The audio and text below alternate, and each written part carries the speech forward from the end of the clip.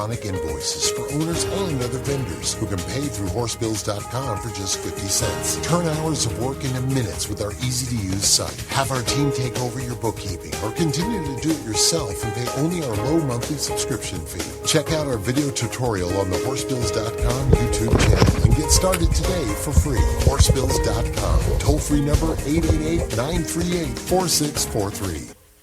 Sirius XM Sports presents At the Races with Steve Bick. Horse racing, handicapping, interviews. This is At the Races with Steve Bick.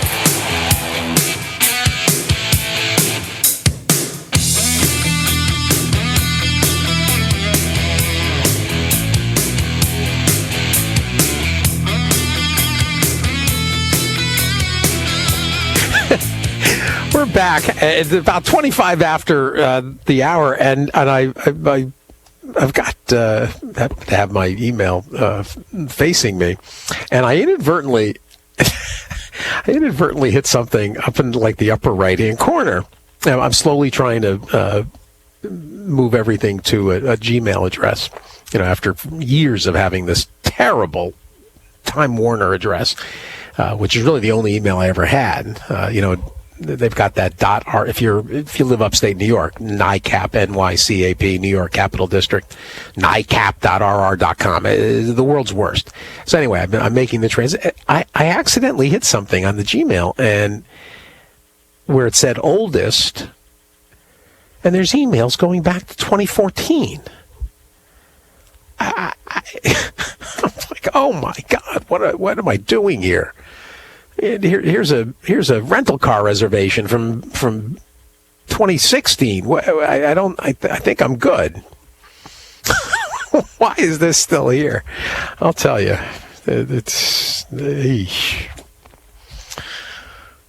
So there we go. That'll be something. I guess that's something I got to figure out how to get rid of.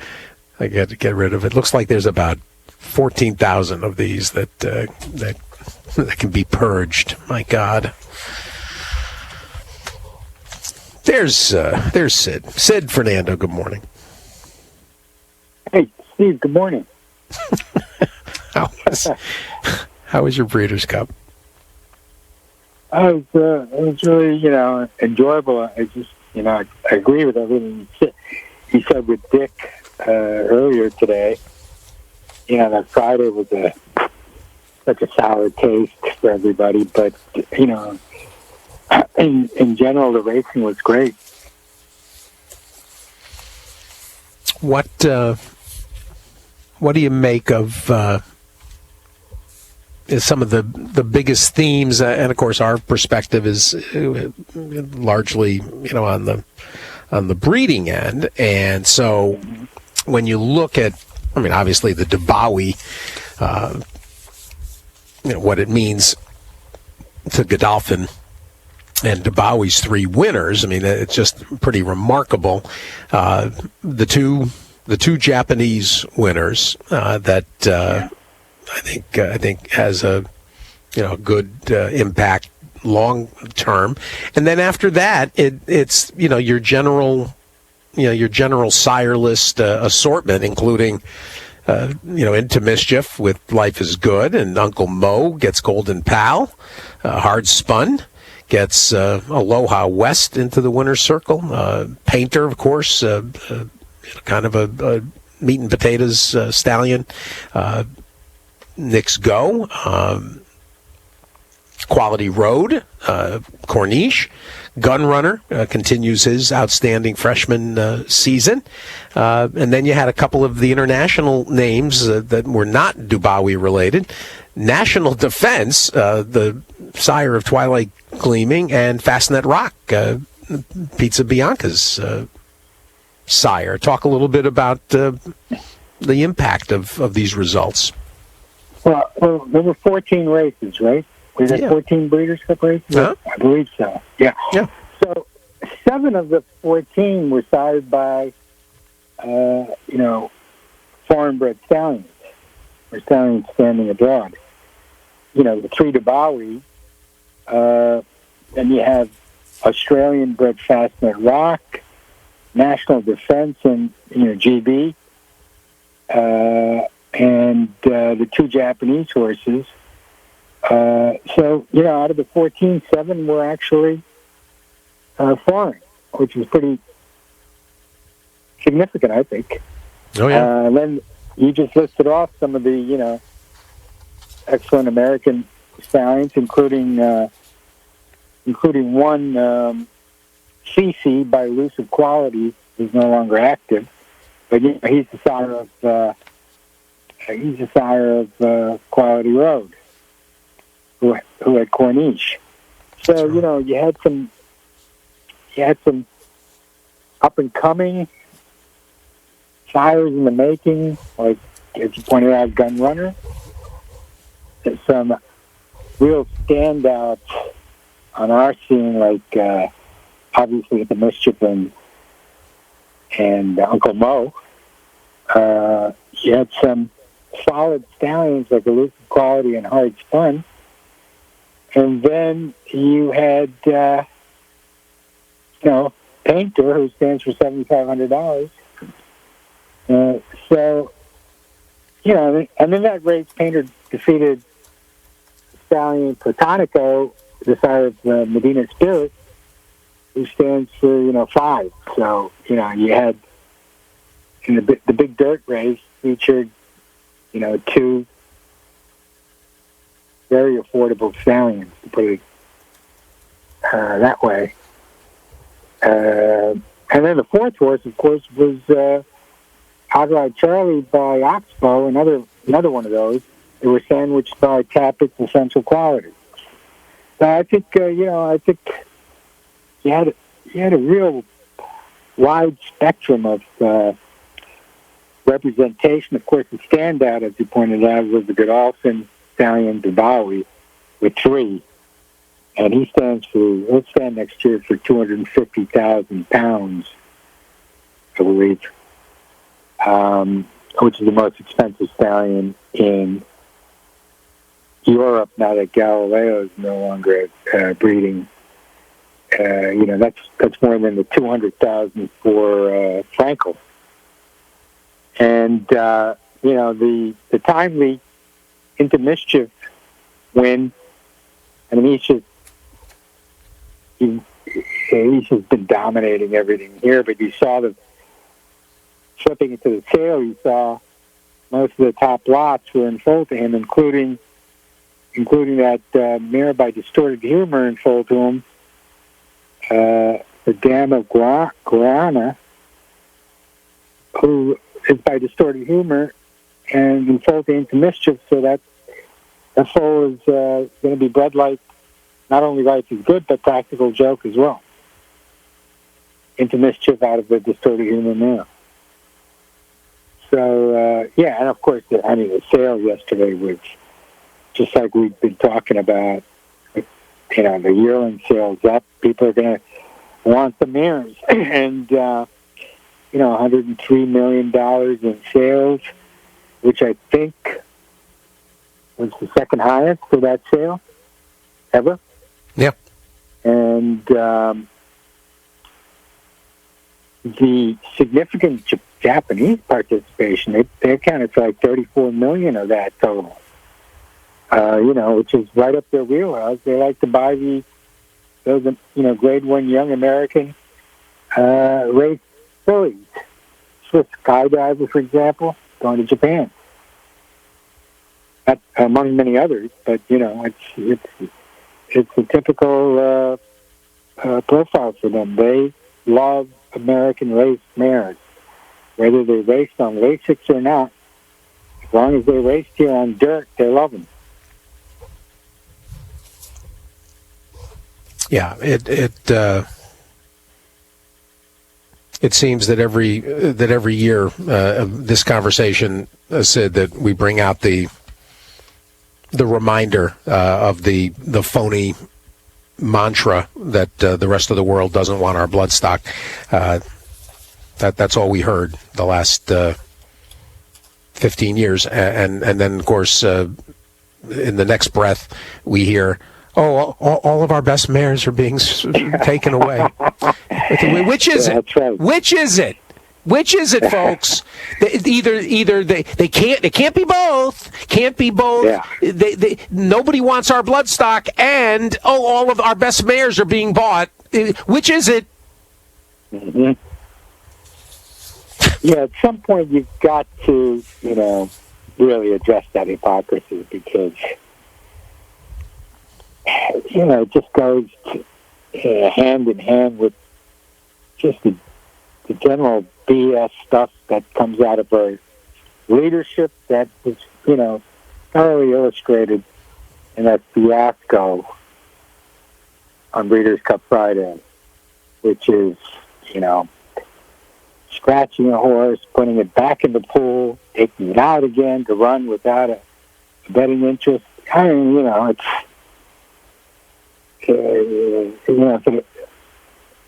it's too bad it wasn't on October 31, because typical headless horseman move. Well,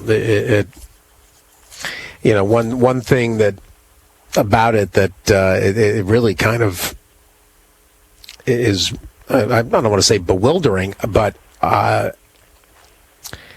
despite what transpired on Friday, they come back on Saturday and they set, a handle record. Probably you can anticipate or expect that 30% of the handle probably is CAW money, but still, I mean that's in line with the handle in general. But the fact that they set a handle record where you had a 5-horse field in one of your races, and that was on Saturday, and you had a 6-horse field in one of your races on Friday. I mean, so despite two absolutely shockingly small fields, and really you didn't have exactly you didn't have an overflow gate in the dirt mile, in the sprint, in the classic. You ended up with 9 after the scratch. So you didn't exactly even have a series of full field races to offer, and it still set a handle record. So somebody's betting. Yeah. I mean, there's people are betting, and as annoyed as we all were. I mean, I wrote a thing on Saturday morning when I put up or late Friday night when I put up my Saturday selections. I said, it's tough to be motivated and excited about Saturday. That. Yeah, I read that. Yeah, and that kind of really captured the feel entering that morning. And then as the day unfolded,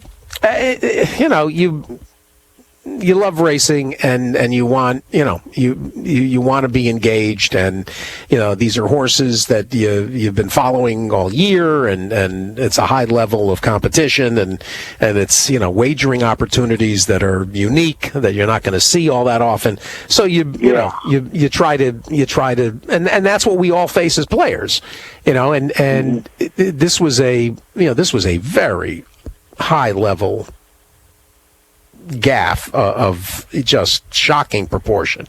There is, however, on a fairly regular basis, similar incidents that will irk you, Monday through Sunday, the rest of the year.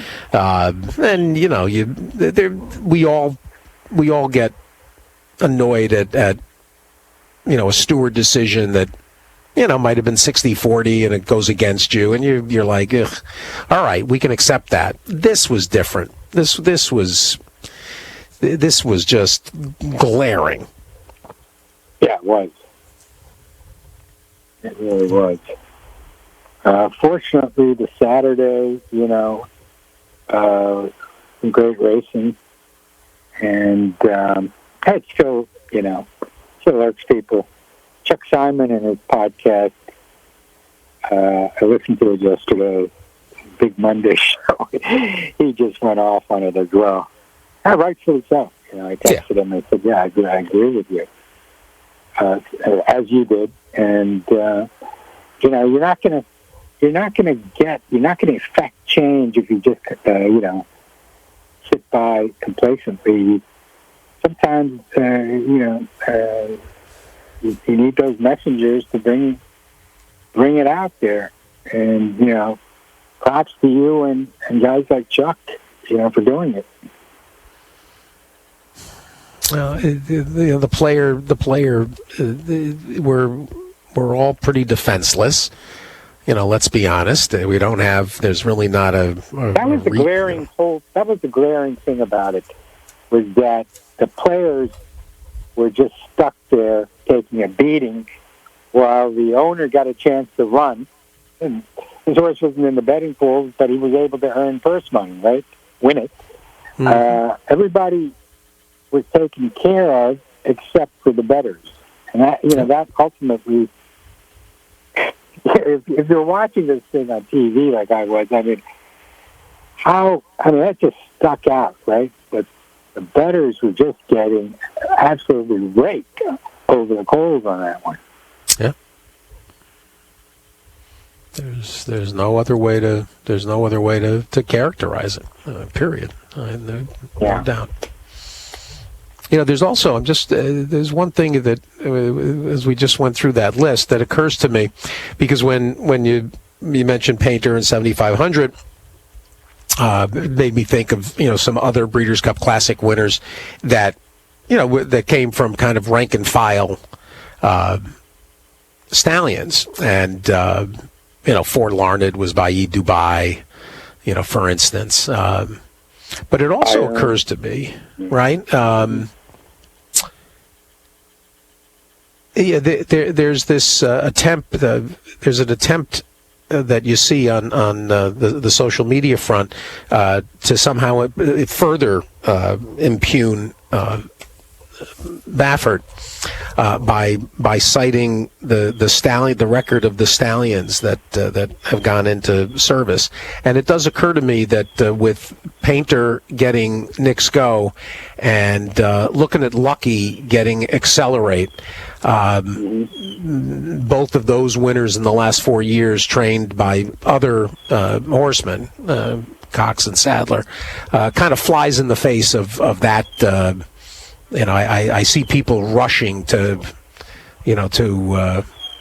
try to, connect dots somehow that when it comes to those, to the roster of stallions. Well, part of the reason that this idea is kind of misunderstood is because the horses studs now that were trained by Baffert were part of a group of horses that he trained when he was buying oddball horses, Keep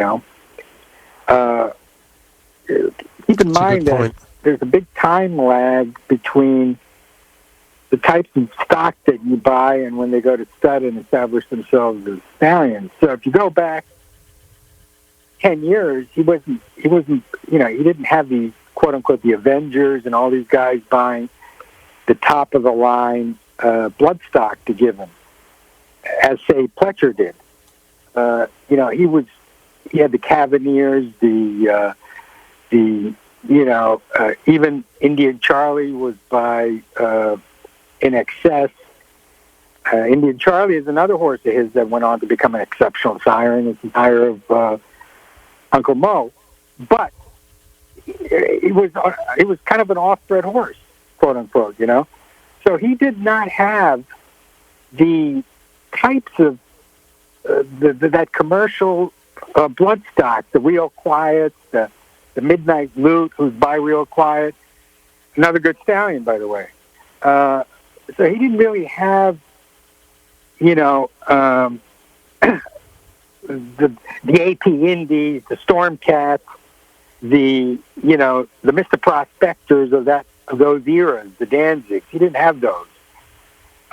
He had horses that he had to buy that were more based on physique and stuff rather than pedigree. It's only in the last decade that he's been starting to get these types of better bred horses. And, Pioneer of the Nile is another one he trained, who ended up siring American Pharaoh, who he trained, who's turning into a pretty good stallion. But those are more better bred horses in the later part of his career, than the ones that he started out with that would have gone to stud to kind of determine how the horses he trained were. So that's something that, again, in a historical perspective, needs to be added to, this impugning of his stock. Well, it just occurred to me as I was looking at the stallion, at the sires of the of Breeders' Cup Classic winners, because there has been plenty that were just sort of seemingly oddball. None more than Dubai getting Fort Larned. That was the year, I think. Also, the Wise Dan also won on that card, and by Wiseman's Ferry. That was a year, Sid. If you'll recall, we talked about it. It was like this crazy mishmash of oddball stallions that got Breeders' Cup winners that year. Yeah, I remember that. That's pretty funny. I just, in the conversation, I wanted to slip in because I'll forget it if I don't.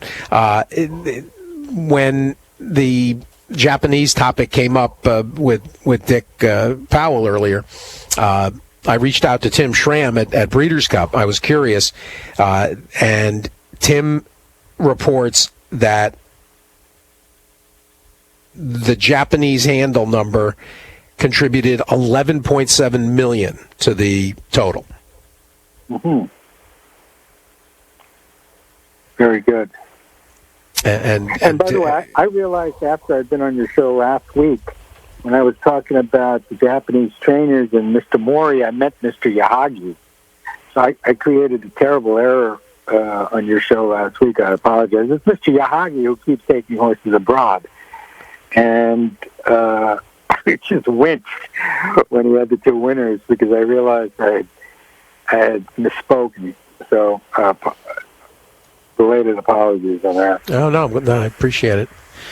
Well, Dick gave us the Hong Kong numbers, too. So the international portion of the Breeders' Cup goal certainly paying off, and we'll certainly see more Japanese, you would imagine, after this success. And then, of course, Sid told us, you see what Mr. Yoshida and everybody yesterday, and we'll see how they get involved at Keeneland. And also, I'll bring up with you, Sid, the Korean aspect too, that having KRA as the campaigner of Knicks Go has got to have some positive ramifications given the development of the Korean racing product. Yeah, exactly. And the Koreans, are obviously buy at a much lower price point than the Japanese, and this horse. And this horse, Knicks Go, was initially purchased here to race here and then go to Korea to go to stud. But, because of the stature he's attained here, you're having some interesting dynamics taking place because the Korea Racing Association, which owns the horse, is going to be standing the horse in tailor-made. So a foreign entity is going to be standing the horse here. Not that it's surprising with foreign entities standing horses because we're used to Coolmore and Godolphin doing that. But what's interesting in this case is these are state-sponsored foreign entities, or state-backed or state-funded foreign entities, and the Korea Racing Association is now going to stand Knicks Go here, just as the Turkish Jockey Club is standing Daredevil at Lane's End. Daredevil left, came back after the success of, obviously, Swiss Skydiver. So those are kind of interesting developments that are new to international racing. It's, I guess, part of that whole obvious globalization of the game catchword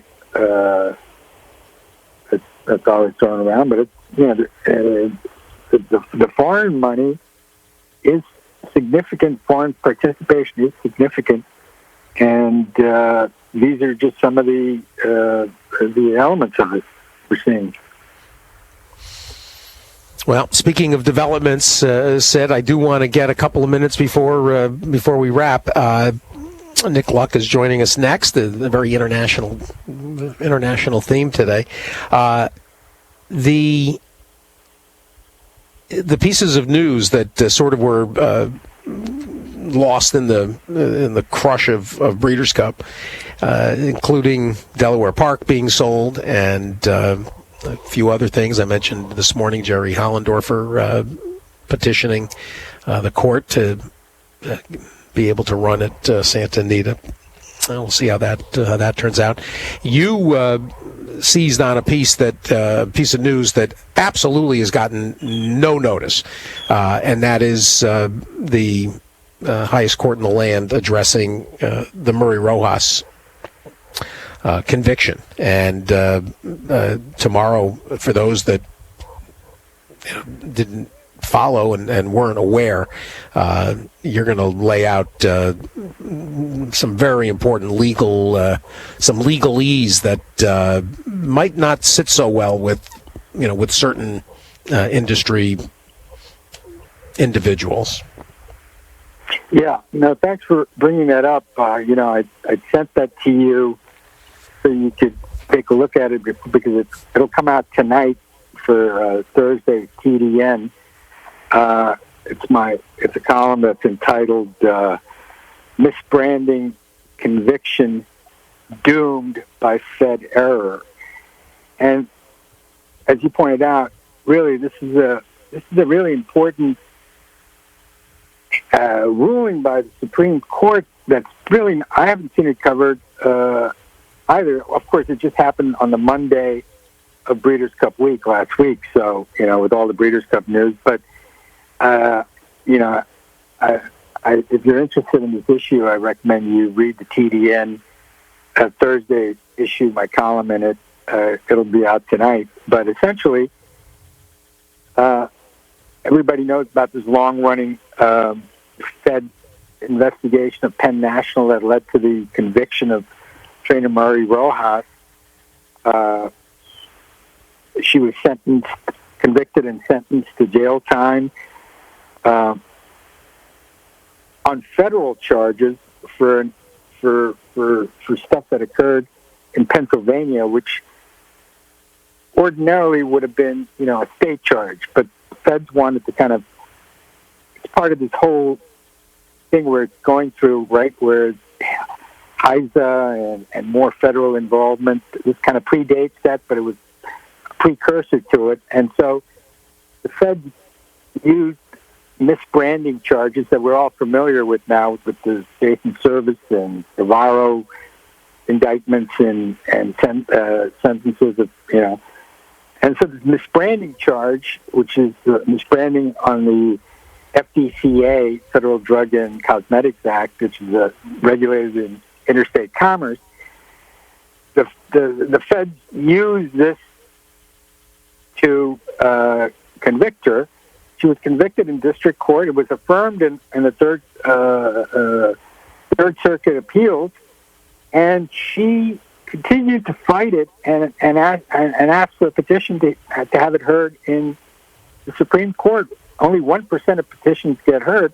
Hers, however, got heard.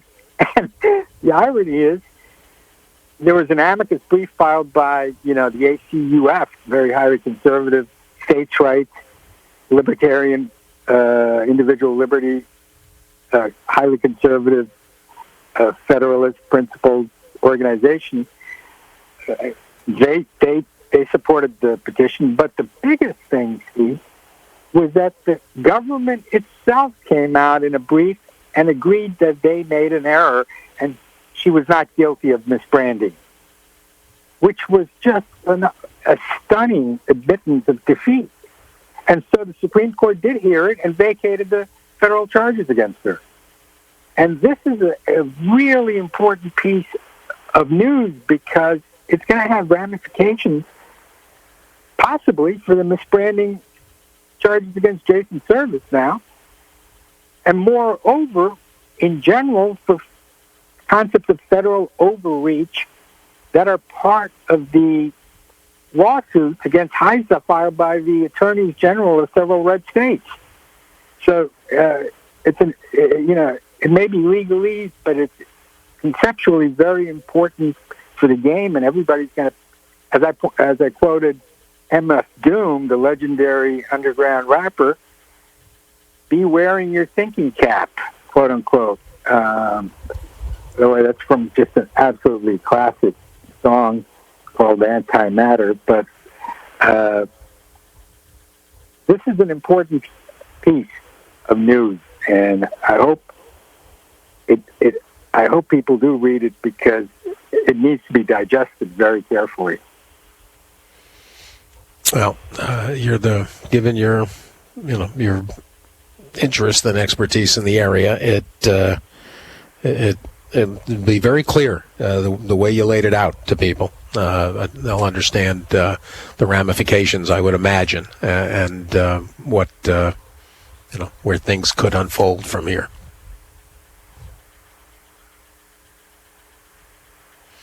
So. Yeah, it certainly opens the possibilities, and it's really, more importantly, as Sis Unley said to me after she read it, it's going to make you think.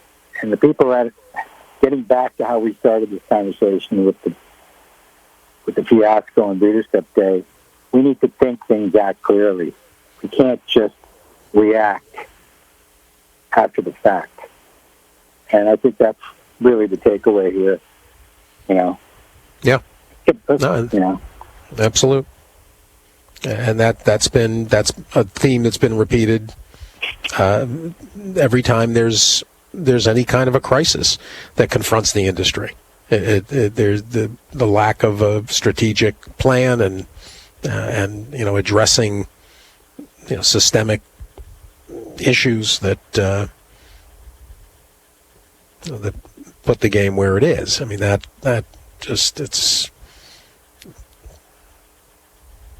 over and over again. Yeah. And then of course at the heart of a lot of that is the failure to recognize the principal thrust of the game, which is that it's a betting enterprise. It's a wagering game. That's that's what drives. The game does not exist without that component. Yeah, exactly. And for those that argue that that's not the case, well, we love steeplechase. Steeplechase operates largely through patronage, and it doesn't. It certainly loves having the opportunity to have wagering on it, but it has survived without wagering, and it would continue to. Our game doesn't, and everyone constantly sounding alarm bells about the gaming revenues, and the potential for those to dissipate or disappear entirely, and where would you be? And the key is that you haven't cultivated the wagering product the way you should, and there's been two concerns that you've had: racetrack management and industry management that was for years, going back decades, was disgusted by having to deal with a wagering public, and then a secondary problem of some that understand but don't really take an interest in the gaming portion, the gambling portion, and how important it is to be making the wagering product as attractive as possible. So this goes on and on. Well,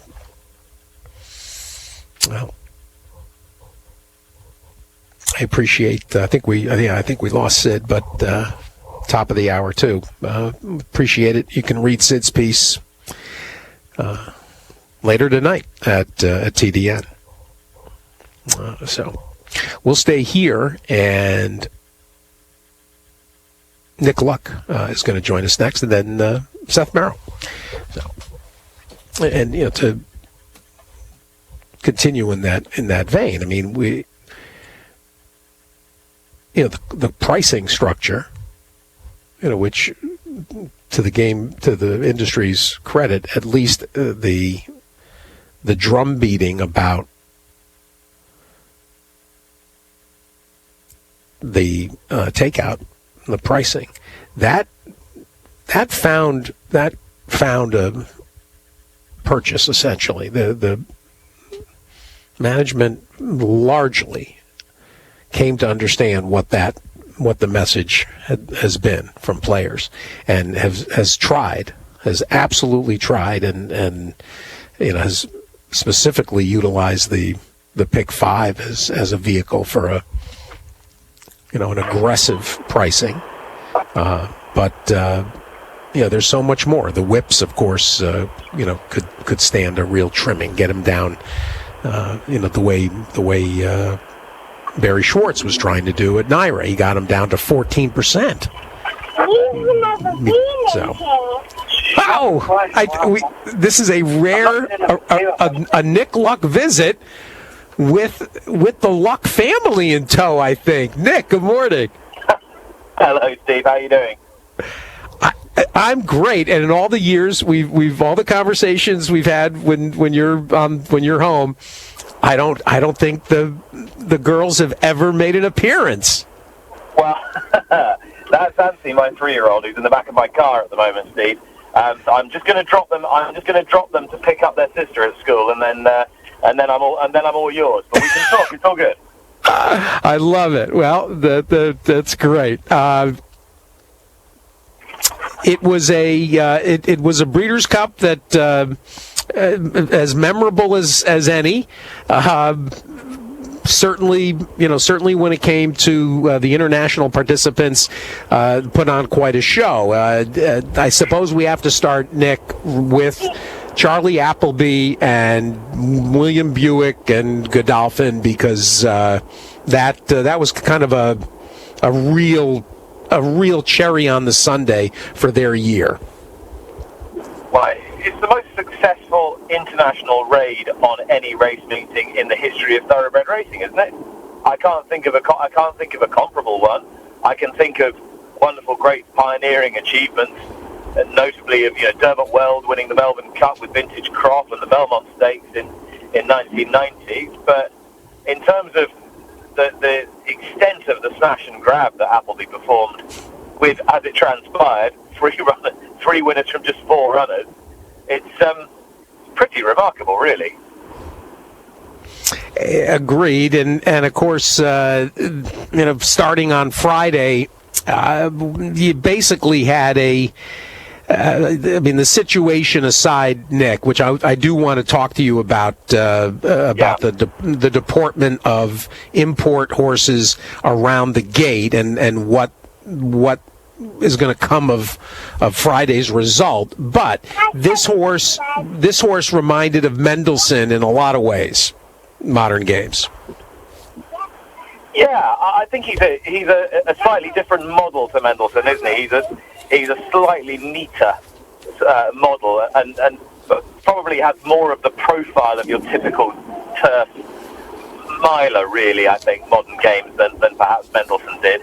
But certainly a very smart horse, and evidently, and the one thing that I think united modern games and Space Blues, one of the other Appleby winners, has tremendous temperament through the week. Just really pretty unflappable horse, and to do what he did, having had to endure what happened to him in the gate and then after, I thought was sort of testament to his temperament, really, and I thought that was most impressive. He probably went into the race, as we discussed beforehand, the 4th or 5th best European juvenile according to Triumph Form, and we knew that if he repeated that, that he'd be right there, and it was sort of pleasing to see him do what he did. And the horse who finished second but first for betting purposes, I'd seen win the race at Keeneland, and I'd been deeply impressed with him that day. Ironically, remember what happened to him at Keeneland? He broke through the gate and then still won the race. Yes. But yeah, so I think the form's not bad, and yeah, he's a nice horse, Modern Games. I'd imagine he'll be another string to Appleby's already burgeoning 2,000 guineas bow, as he has the Duvers Winner Native Trail and Caribus. Appleby's probably got 3 of the 5 best juvenile colts in Europe now.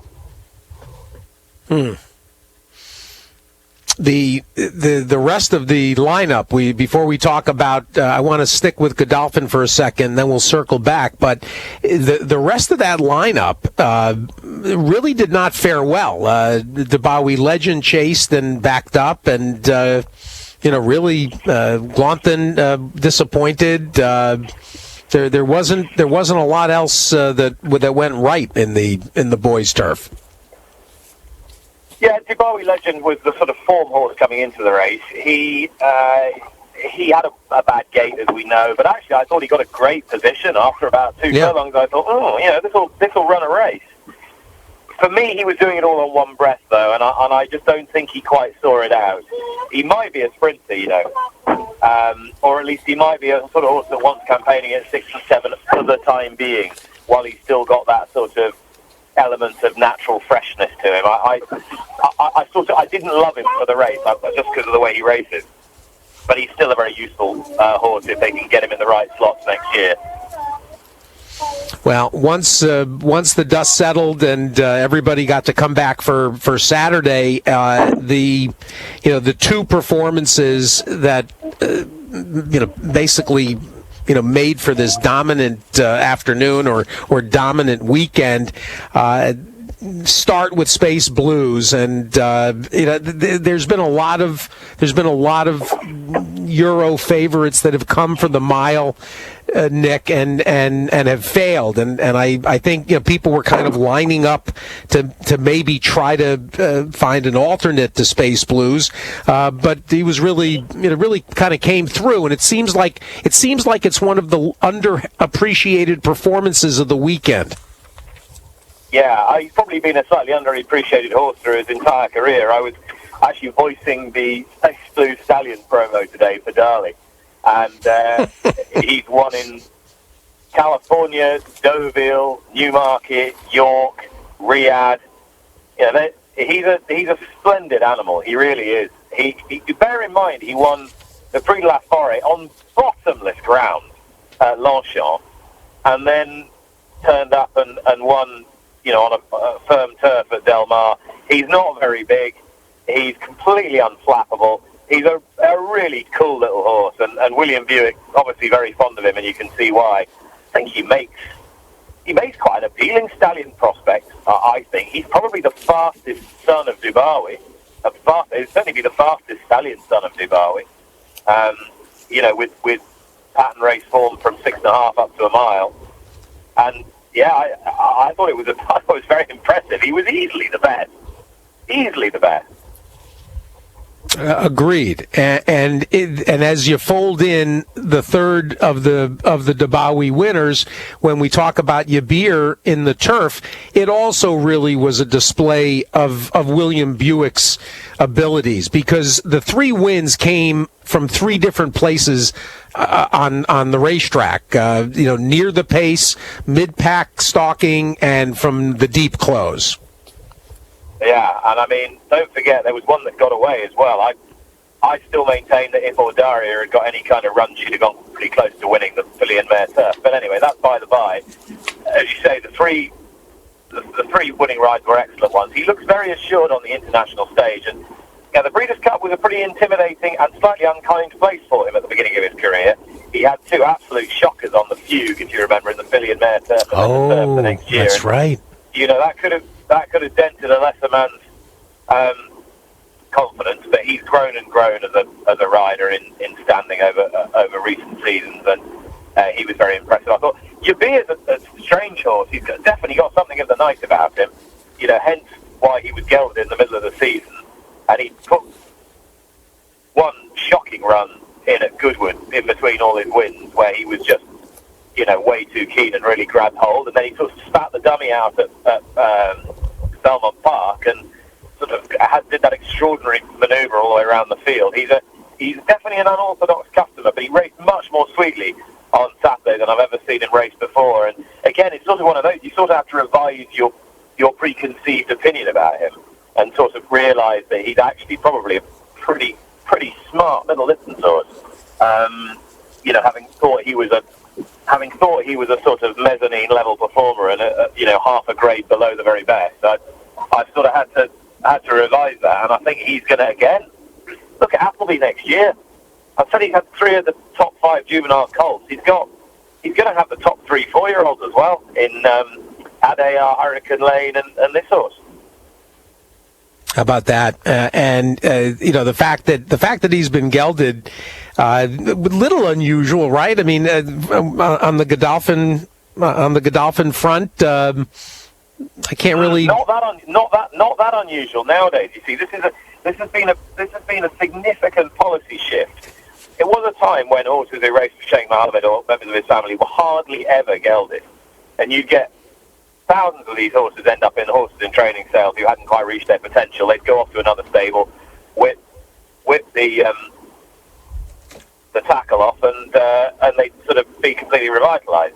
Well, the point is they've got so many good stallions now, and so many good horses. If a horse isn't going to, it needs to be gelded to reach its potential, they will geld that horse. They've done it very successfully with Yavir, but also with several others this season to good effect. I remember the Melbourne Cup winner, Cross Counter, was gelded at a similar point in his career because he was a bit of a handful. There's another horse that won in Paris over Arc Weekend, won a Group 2, again, gelded in the middle of his 3-year-old season. They don't mind doing it if they think it's going to yield the right results. They thought Yavir was going to be a Derby horse. He was hanging the latch a bit. He wasn't going to make the Derby, so they cut him, and it's had remarkable results. Nick, there's a case I haven't really thought about where we've been so focused on the 3-year-old championship discussion since Saturday. I really haven't thought about it, but he's going to get plenty of votes and consideration as the turf champion in the U.S. with the 2 wins. Yeah, I normally don't love ticking the box for a sort of a European Breeders' Cup winner to be the horse of the year, but I think I probably will this time. I think I probably will because it's such a shame domestic spending didn't run, isn't it? Yeah, it really is. That, awful. That was my heart sank when I saw that. It really robbed the race of a significant amount of interest.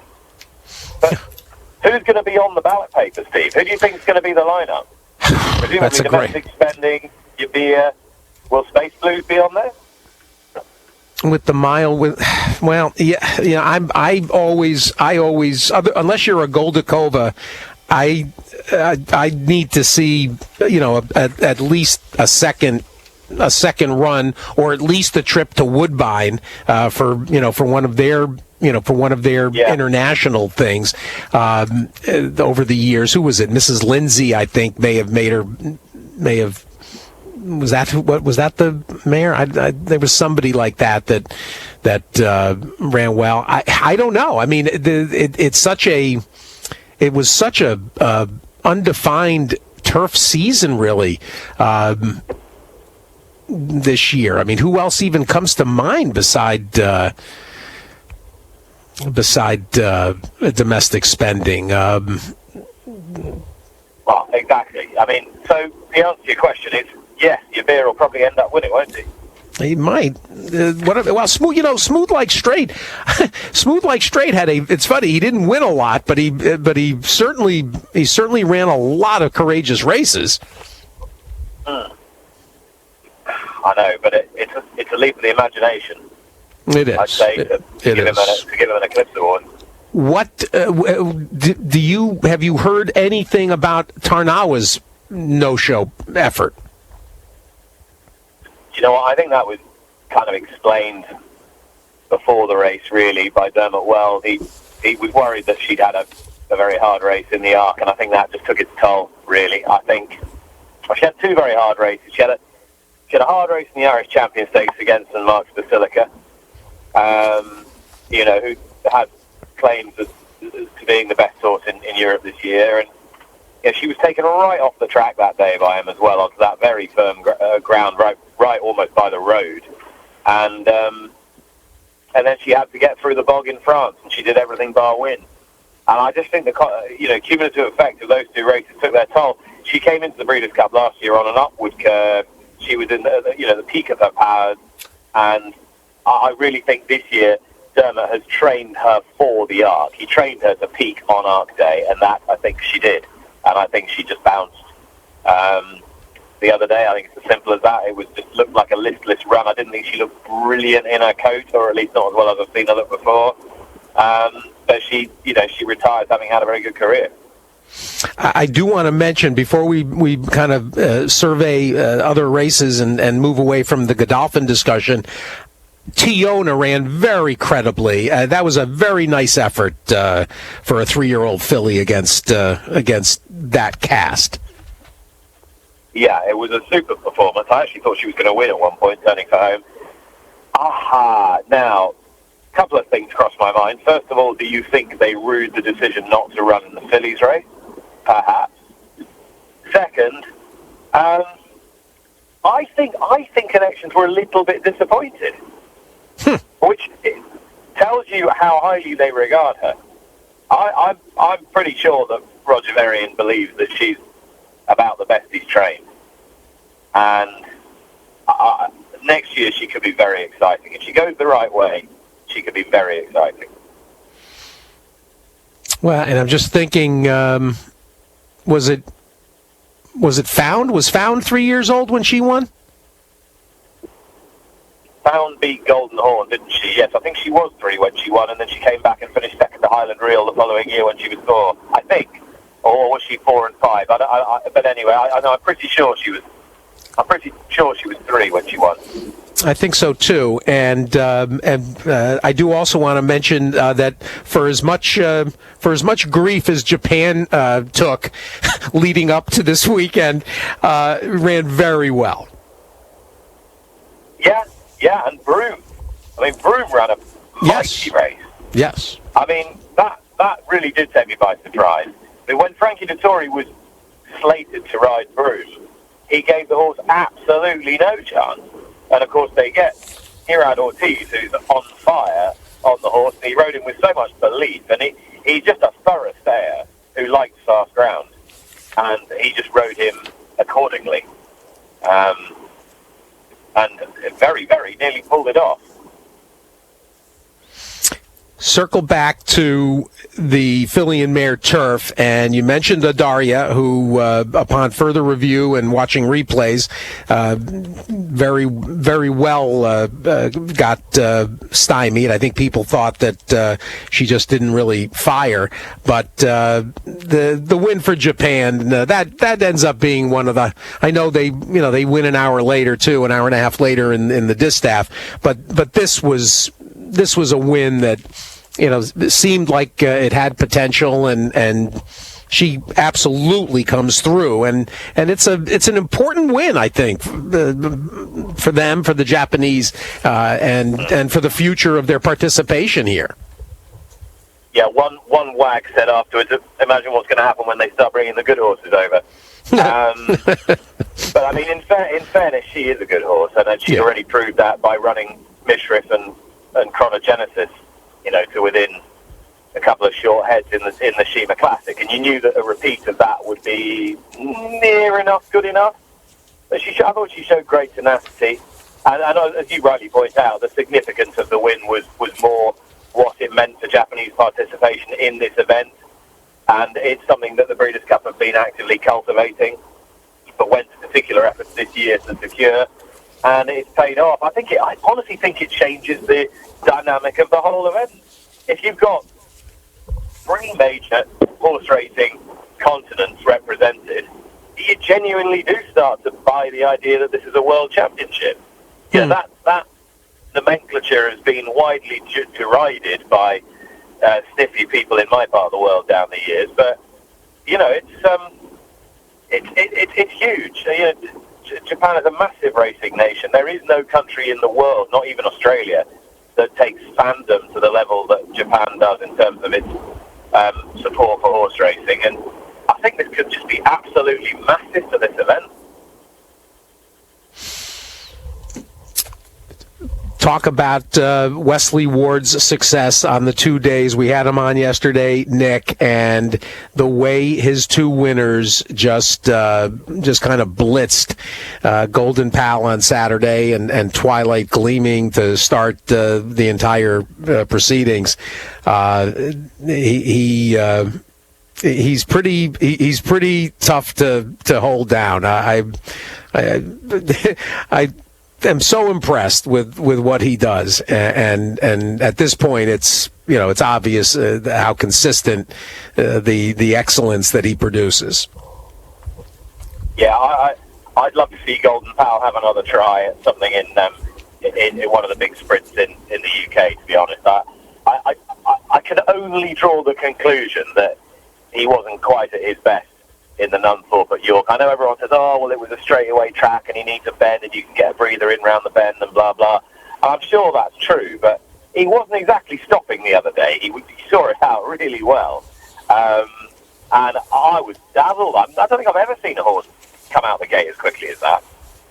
I mean, you stopped the race after about 100 yards. It was game over. Yeah. Extraordinary performance.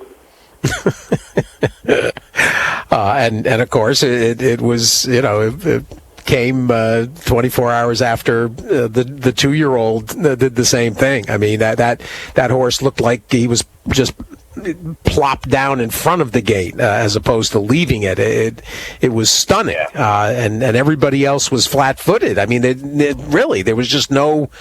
I mean, Lieutenant Dan in the senior race obviously stayed close, but when it came to the baby side, that was really never in doubt. I mean, Go Bears Go was making progress and ran very well for David Loughnane, but the result was not in question.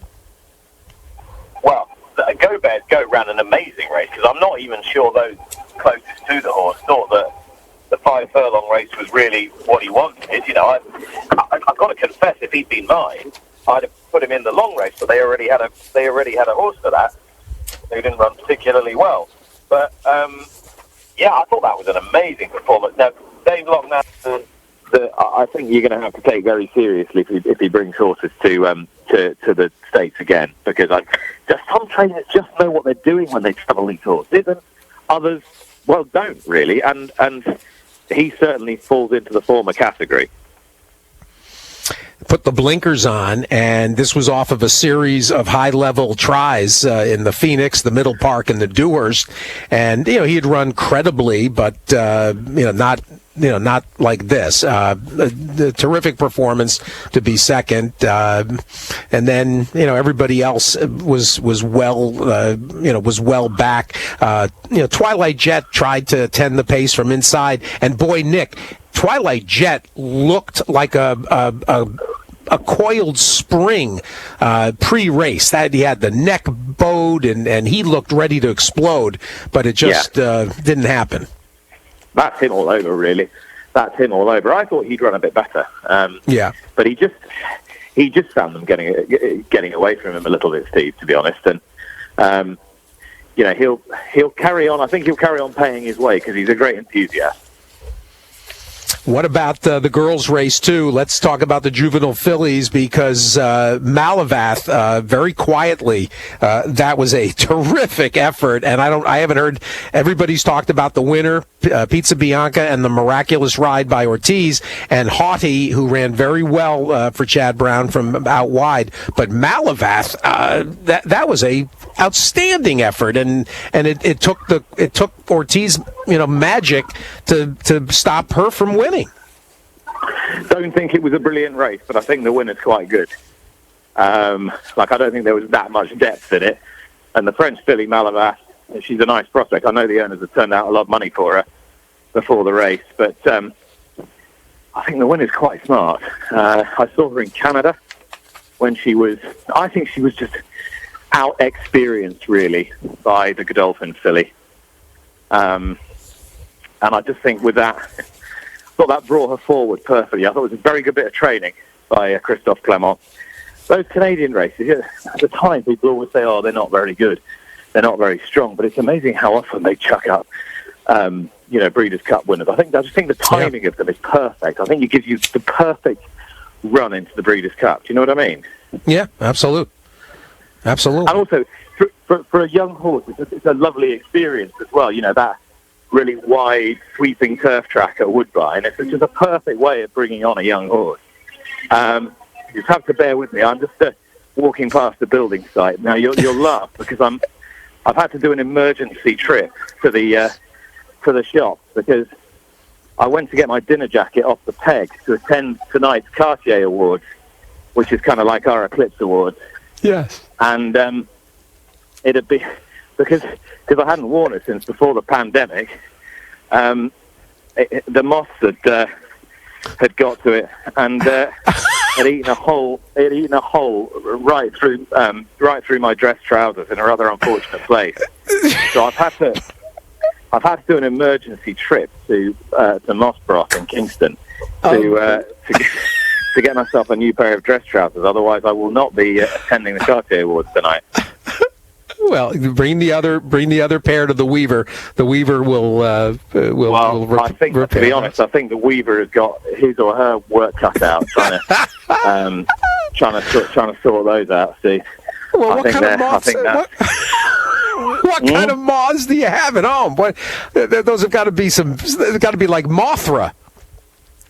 Well, I mean, I've just had to go and buy a whole load of anti-moth stuff. As I say, because it hadn't come off the rail. So, I don't know, thick end of 2 years. You see. I know. I'm. That's great. I was rather upset. I've had it since I was about 25. So there we go. So that is why you catch me, first of all, ferrying my kids around, and then coming to do this. But luckily, there are some things I can multitask in. Well, let me round out the conversation too. I always gravitate, obviously, to the participation of the international runners, but there was plenty of conversation conducted by you after the main track wins. I had Wayne Catalano on Monday. You had a nice exchange with Wayne, and it's got to be pretty infectious. You must have seen how happy everybody was for him to win that sprint. Oh, I thought that was lovely, and we had him on the cocktail show I do with Brittany on the Wednesday, and he was brilliant, and he was pretty confident too. But I mean, as he said, it's the fact that he's little bit down on numbers to what he was, and the fact that it was a win at senior level rather than with a 2-year-old, I think that meant an awful lot to him.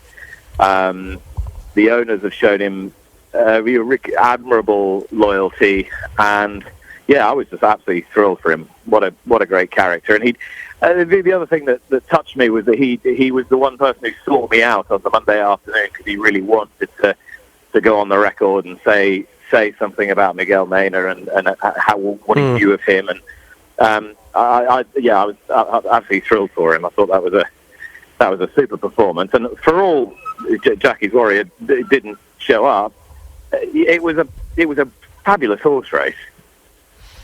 Oh, the two, the sprint and then the distaff as well. To have two photographs that were not instantly clear as to your winners, that elevates the afternoon. Couple of things on that. You know how much I love racing in America. I mean, no one is ever going to have to twist my arm to turn up to a Breeders' Cup, or indeed to any of the gigs I do with you. But someone's got to sort out the photo finish technology and the freeze frame, because I'm pretty convinced that you wouldn't have been put away if you'd had the same sort of tech that most other countries do. I think you'd have figured out who the winner was quite a bit sooner. But anyway, that's by the by. I really did feel for Dunbar Road, because she's had such a sort of honourable career, really, and you thought, well, if ever there was a setup that was absolutely perfect for her, it was that. And she's going absolutely flat out, and to go down to a completely unconsidered Japanese horse must have been extremely galling. But funnily enough, Steve, I watched the race again last night, and Marsh Lorraine absolutely tanked into the race. I was sort of left with the impression that, she sort of rather fell in her lap, but not a. I mean, while some of the closers were being, like Malafart was being shunted along from the outset because she couldn't go the gallop, Marsh Lorraine was always travelling fairly sweetly. Yeah. And as Shane Murphy said, he almost got there too soon, because the way she was just easing through the field. That was a good ride, wasn't it, from someone who's not really accustomed to riding a load of Grade 1 dirt races. I thought that was a.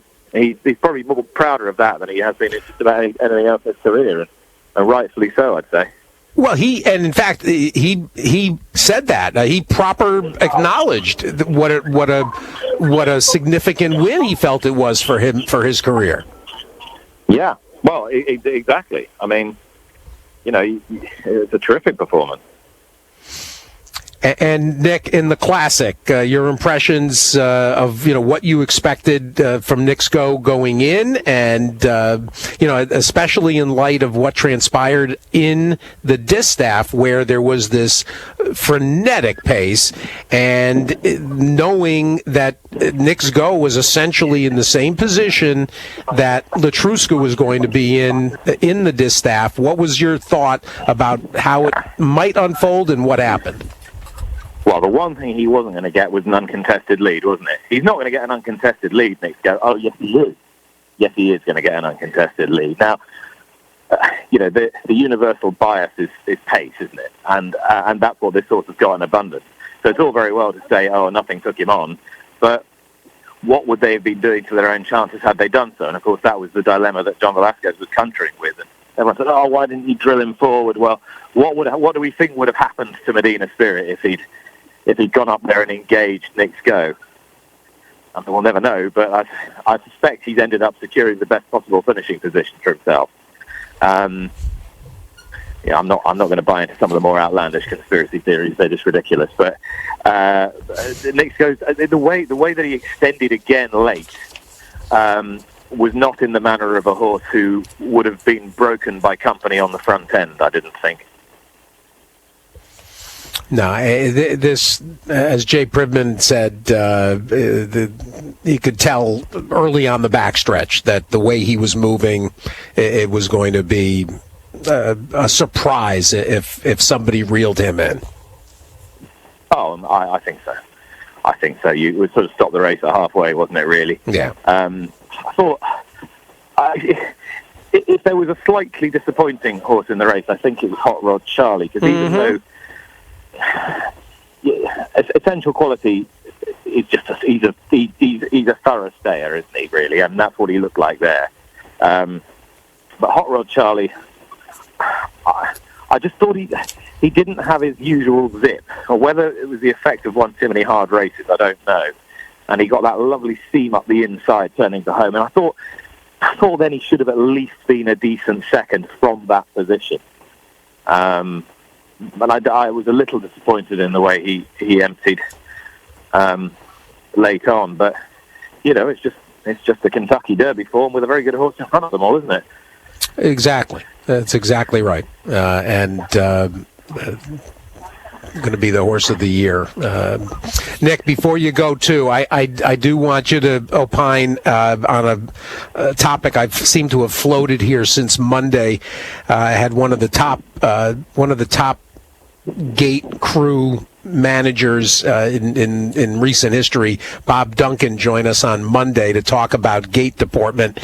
Is there something that can be done that, after what we saw, to better prepare the imports for entering, standing, and leaving the gate in these races? Because it really is not fair to everybody else that is lined up in there. I was curious about your thoughts about this, because it just doesn't seem that there's as much focus on gate schooling from the international community. It's interesting, because really they should be better in the American gates than they are at home, because the American gates are wider and I think a little less claustrophobic. I think it's probably it might be something to do with the effect of the post parade on the horses, and then getting them very worked up beforehand that they're not used to. That's my best guess. Interesting. I mean, I saw Alvar in Canada; he was absolutely fine at the gate. I mean, he missed the break, but I don't know is the honest answer to your question, Steve. I honestly don't know. Maybe a bit more gate schooling during the week wouldn't go amiss. But I'd have to ask Charlie Appleby what he did in that respect beforehand. I mean, Master of the Seas was slightly different insofar as he's just gone up once, and he'd have, if he, I know this is if my bullshit be my uncle thing, but if he'd just gone up and the gates had opened, I think he'd have been fine.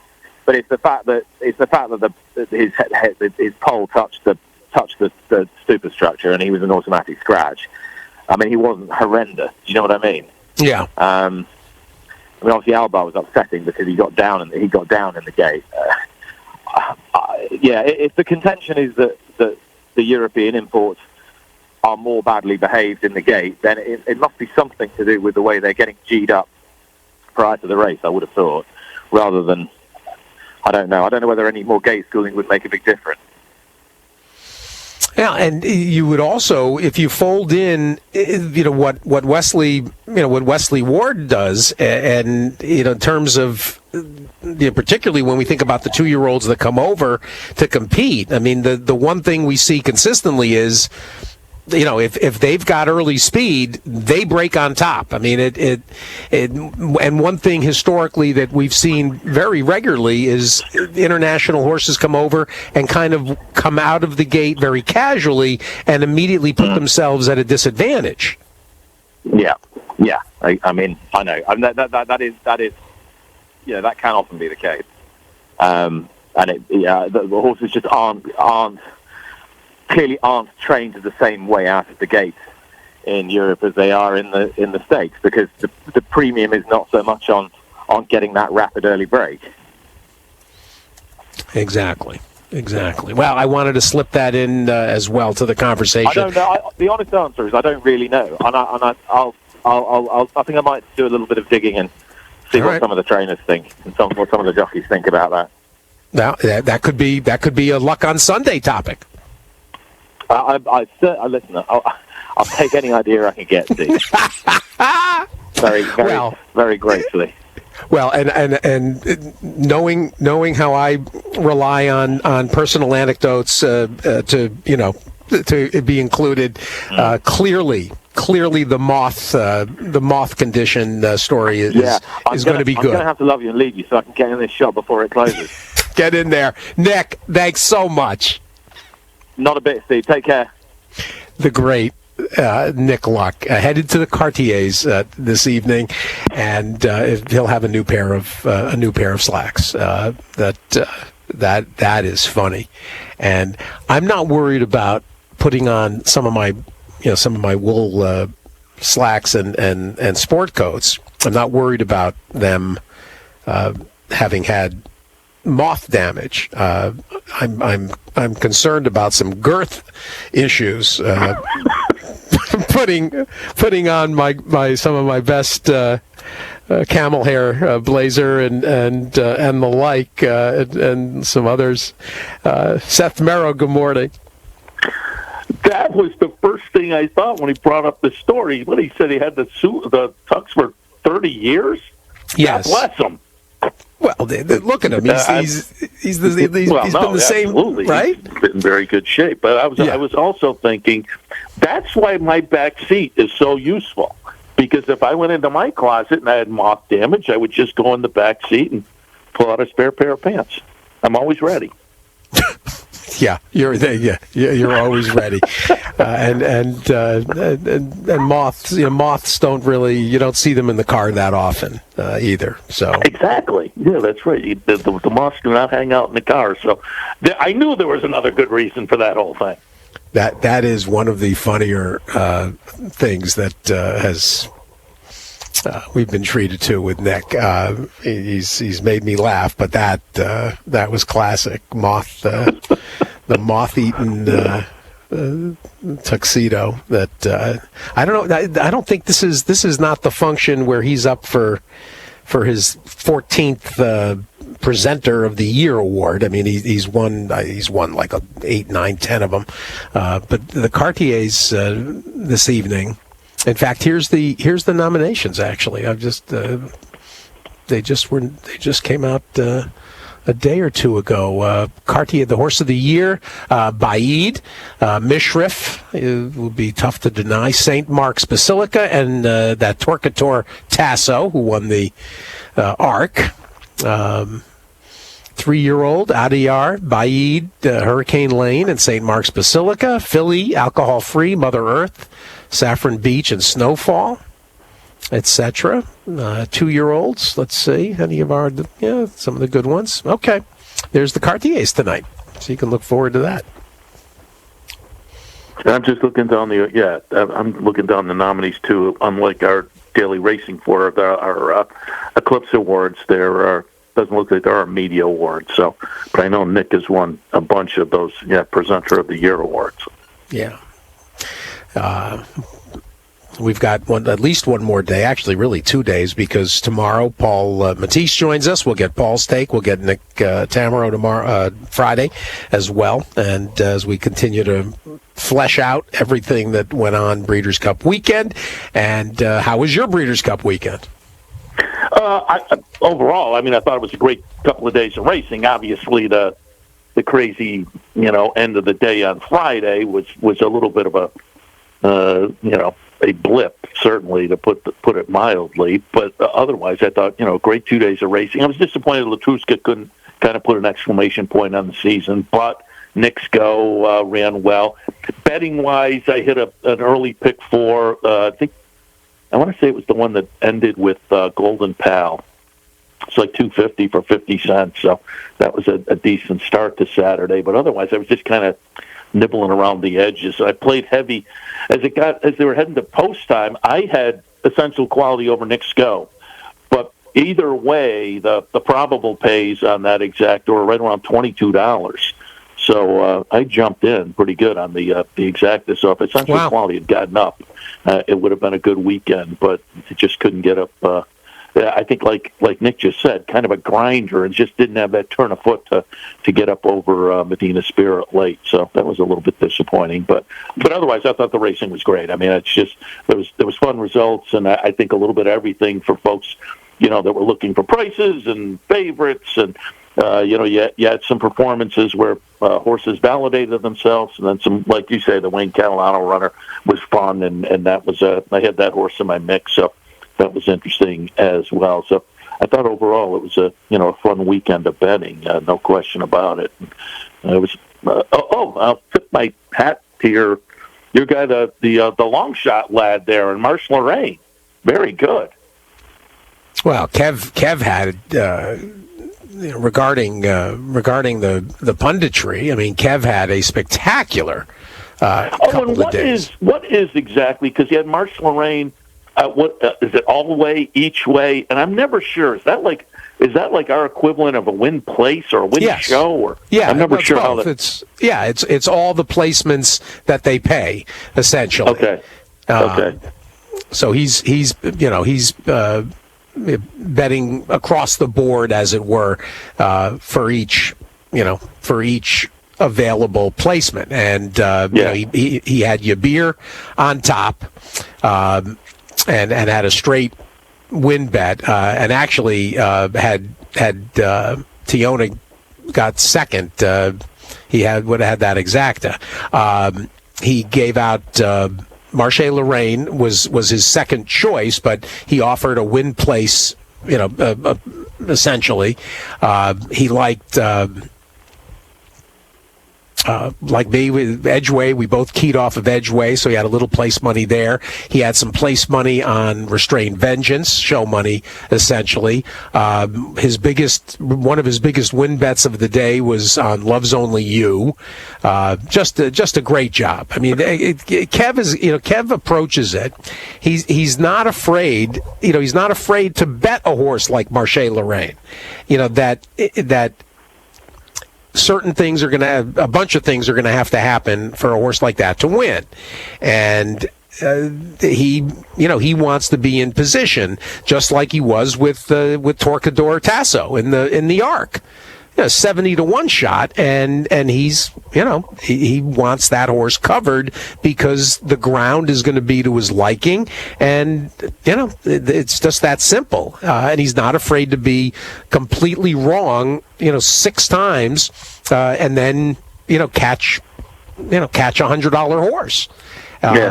That's his approach at Cheltenham. It's his approach at Ascot and Goodwood and Dubai and Hong Kong. I mean, he looks for a kernel of hope in a horse's makeup or in the conditions of the race, and pace extremes, for instance, and it only takes one hit on a weekend like this, and he had 3 or 4 of them. Yeah, no, that was a great call, and even if you're doing that, even if you're kind of looking for the crazy horses, you got to have the right crazy horse, because there's a lot of prices on Breeders' Cup weekend, and to land on that one, I had pulled up the picks earlier in the day, and then I went back and re-looked at them later, and I thought, man, that was a nice afternoon. Certainly, just with Marche Lorraine, but as you say, there was a few other ones in there as well.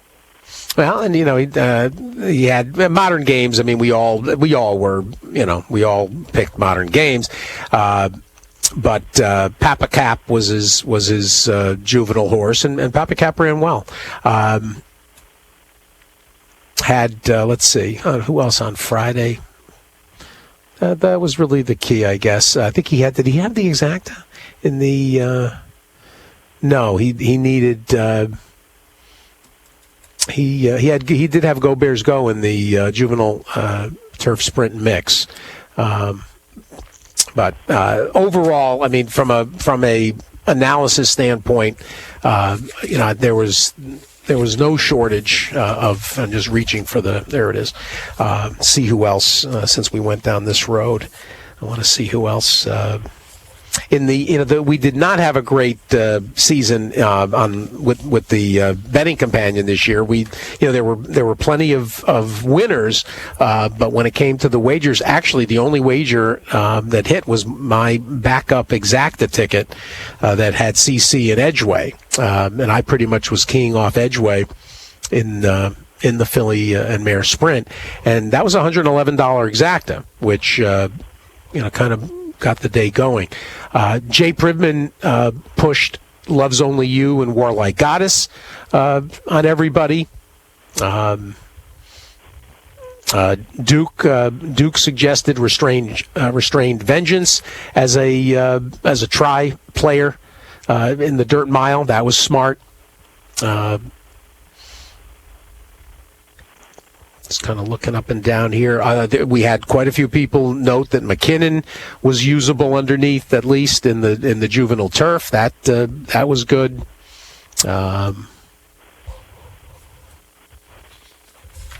week before, when we were on the air with the pre-entries, I mentioned Pizza Bianca, and then I was not a big fan of Malabat, so I missed the exacta there, but I did like Pizza. I had Pizza Bianca in my mix.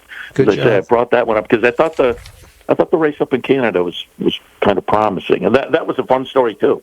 See Christophe Clement get his first Breeders' Cup victory. To get off the duck, absolutely. Scully liked Tiona in the mix underneath and as usable. Those were some of the based on my what I do is I've got like 14 different colored flare pens, and so when we get to days like this and to Derby and whatnot, I mark everybody's. I give everybody a different color. Ah. See, that's how the sausage gets made, Seth. Yeah, very good. And I didn't see parsed out. I'm curious. I've read a few of the articles. I didn't read it. I didn't do a deep dive, and I don't know whether anybody did. I'm curious because the handle was so good. I'm curious how the Japanese runners played into that because it opens the betting up over in Japan, obviously, with those horses in. And I'm just wondering, how much have they jumped in on the record handle? 11.7 million. I reported earlier today. Okay. All right. Yeah, very good. Because they said that had to play into the record handle. They love to bet. A little bit. And the estimates are that about 30% of the handle was computer money, which is not unusual. That's an industry number. So it was amazing, actually. I was a little surprised that when the handle record whatever press release came out, just because the two tiny fields, the 5-horse field in the sprint and the small field in the juvenile fillies, I thought would inhibit the totals. But you had all the turf races were populated and were full fields, and so made up for it, I guess. Yeah, and then obviously there was more money left on the table with the last race on Friday, so it was an even bigger number in reality. But well, and I'm just one thing I did not announce, and I was really not. I'm kind of a little frustrated. I didn't spend more going after the all-turf pick 4 because I was live to 3 horses, and Yabir was my like a C horse for me. I think I had 5th in the pecking order. The all turf pick 4 paid $914.60. $914.60, and to be honest, that. Space Blues was 2-1. Love's Only You was, call it 9-2, and Golden Pal was 5-2. So those were very mundane, and Yabir was 8-1. That paid. If I were to do the parlay, this thing well outpaid the parlay. I'll give a shout out too to my sister Nat, who ran very. There was some super finishes also on the weekend, and my sister Nat ran very well. And then the photo fin. I will agree with Nick Luck. I don't think it's just the Breeders' Cup. I'm surprised by the way a lot of tracks have to really take a look at the. I've been doing the TV show some afternoons, doing the handicapping show, and there'll be a photo finish. And I'll come on the air and I'll say I think they went to the local CBS. They're still developing the pictures. I can't figure out why. Sometimes it's all digital now. It's just and I'm sure it's just a placing judge kind of thing. They want to be precise and don't want to make a mistake. But boy, there are some that just leave you scratching your head with the time you wait.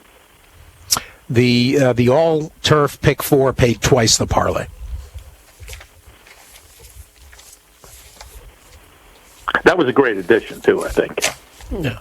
And you know what? The one thing I didn't see. Let's see what the handle was on that. I'm curious if that did that handle. I just had it here. It was. It only handled $70,000. $70,000. Yeah. Wow. Wow. I'm a little surprised that I would have thought that would have handled more than that. Yeah, because the pick 3 that ended with that beer race, the pool was $465,000. Yeah, first year, I guess people are just picking up on it. Yeah, and it was also a $1 minimum. Well, good point. Actually, so actually, wait a minute. Now that you say that, I'm glad. Yeah, I forgot that it was a $1 minimum. Now you're going to make me look back, Seth.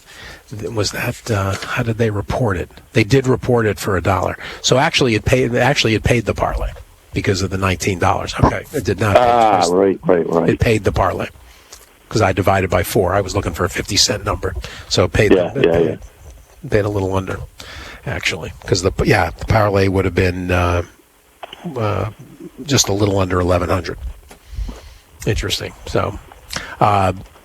You know what's amazing about that would only handle 70,000 is that the Keeneland all turf pick 3s were handling 100,000 a day that they created. I would have thought that offered some momentum out of the Keeneland concept. But all right, did you look at Churchill today? Something up with that. We lost Seth, didn't we? Case we lost Seth. All right. Well, let me. If you want to get him back, I guess you could. Otherwise, I'll start to look to tomorrow, and there we go. There's Indiana, which we'll do tomorrow. We'll have both Bill Downs and a visit. I'm back. You lost me. I figured that. Just starting to look ahead. Are you playing this Indiana pick 5 tomorrow? Are you in this thing? No. All right. Did you look at Churchill today? I did. Well, give us a play. Come on.